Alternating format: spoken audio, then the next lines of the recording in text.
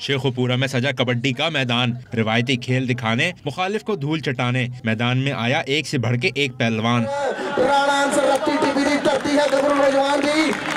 चप्पा चप्पा चरखा चलने वाली गालों। व्हाइट 11 और ग्रीन 11 के जवानों ने सलाहियतों के जौहर दिखाए, एक से बढ़कर एक दाव आजमाया। खिलाड़ियों ने जीत के लिए एड़ी चोटी का जोर लगा दिया। कोई कैंची में फंसा तो कोई चकमा देकर भागा और फातेह करार पाया।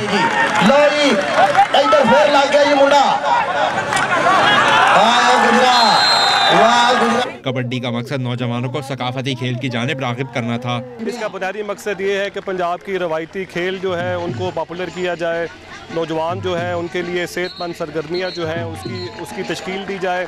और मेरी नौजवानों से स्पेशली ये अपील है कि आएँ, इसको देखें, इसमें शामिल हों। दिलचस्प मुकाबले के बाद व्हाइट 11 की टीम ने फतह समेटी, जीतने वाली टीम को ट्रॉफी दी गई।